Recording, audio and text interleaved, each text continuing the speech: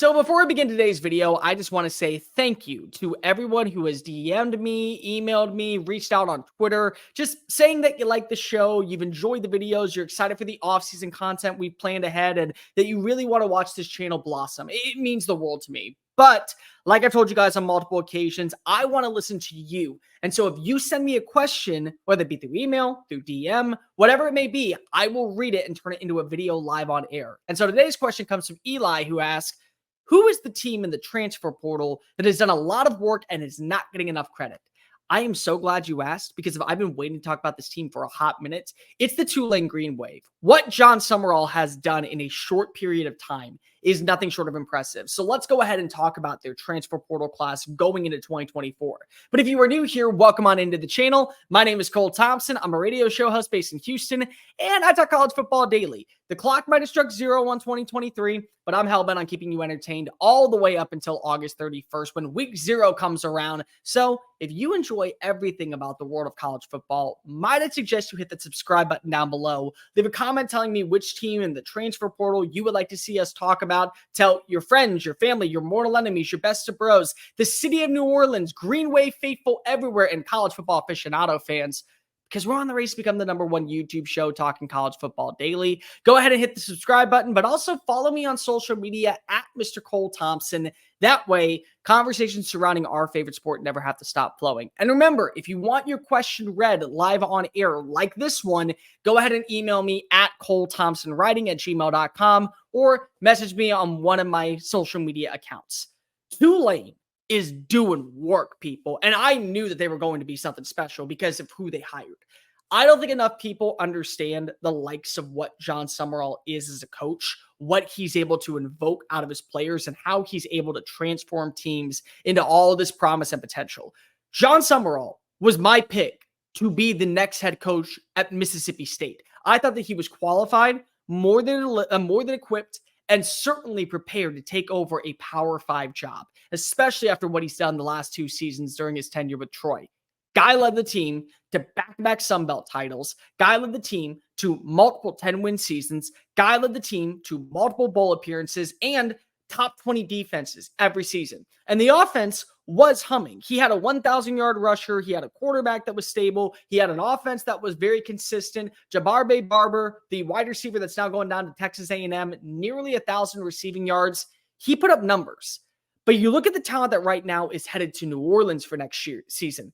These aren't just household names that couldn't find their way onto rosters. These were kids that during the recruiting process were staples. People knew exactly who they were. And some of them actually saw meaningful playing time during their tenures at other schools. Shaz Preston, 4-star wide receiver coming out of Alabama. Jack Trachon, a 3-star safety coming over from Troy. Chris Rogers, a 3-star safety coming over from Troy. You brought over again Deshaun Basti, a defensive lineman coming over from Troy. Mario Williams, 4-star wide receiver, began his career at Oklahoma, hell-bent on committed to being alongside Lincoln Riley, comes on over from the likes of USC. Terez Traynor, another wide receiver, comes on over from Idaho, 1,000-yard receiver last season. Ty Thompson, quarterback, waiting in the wings for years on end at Oregon, comes on over from Eugene. That's your Michael Pratt replacement. And so you've picked and you've chosen and you've grabbed the right amount of talent to where you feel like when you look at this Green Wave team,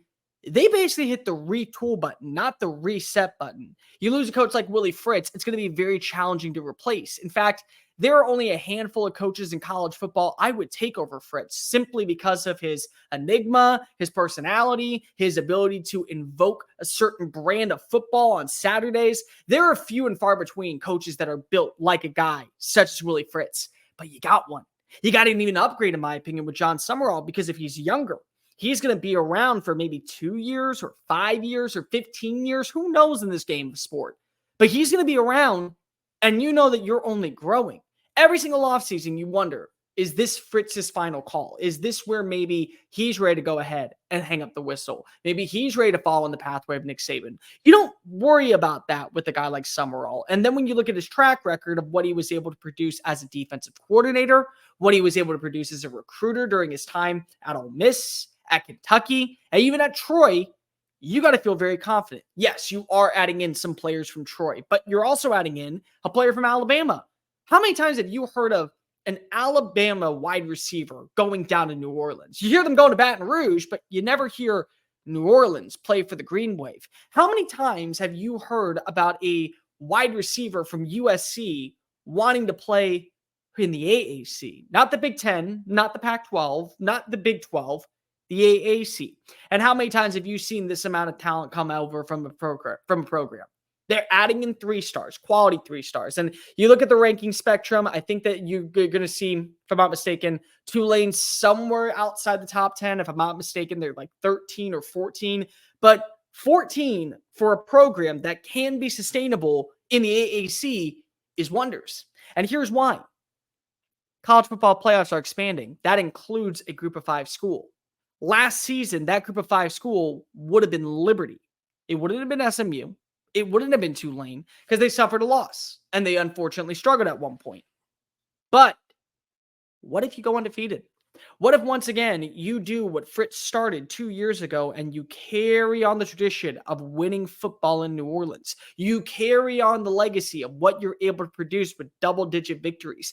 You show college football worlds across the spectrum that you mean business and you belong, and that you're the next team that belongs in the conversation to be on the come up and join a Power 5 program. You just saw Houston go. You just saw SMU go. You just saw UCF go. And you're New Orleans. You're New Orleans. You're the party city of the southeastern region. You don't think that people would want to go ahead and come from Ames, Iowa, come from Morgantown, West Virginia, come from, even if I say so myself, Atlanta, Georgia, if you were to join the ACC, or Clemson, South Carolina, down to the Bayou for a fun weekend? You don't think people would want to be a part of that? Well, it doesn't really matter right now because as long as you do your job this year, you're in the college football playoff. You're going to go ahead and have a game. You're going to go ahead and continue your season past this year, and that's going to change your pedigree. And as long as Sumrall is available, and as long as he's not going anywhere, this means it's sustainable. You're only growing after this point. So I look at a program like Tulane, what Willie Fritz was able to accomplish over the last 2 seasons with Michael Pratt, with Tajay Spears, with the amount of talent on the defensive line, with linebacker Dorian Williams, and then what he was able to do this season. Yes, they didn't win the AAC, but they played all the way down to the wire. And the one major blip on the radar was, imagine Michael Pratt plays against Ole Miss in week 2. Do you win that game?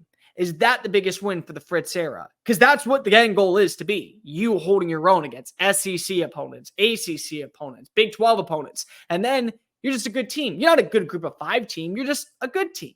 And Tulane can be a good team, especially when you have the best group of 5 head coach in the country. I'm not afraid to say that. I'm not afraid to go ahead and take out my neck and stick it out of the way, get hit by a bus and go down with the likings of Jon Sumrall is the best group of 5 head coach. And he may be here for the long haul. He may be here for another year. He may be here for 20 years. We don't know.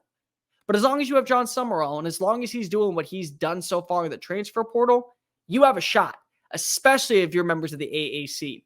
I just look at Tulane, the Green Wave, they're rolling at the right time. I think that they're going to be a team that nobody wants to mess with in the AAC next season. And if that's the case, that means that you're going to the postseason. If you go to the postseason in year 1 with a brand new coach, that should be the first thing that you think about when you're a recruit.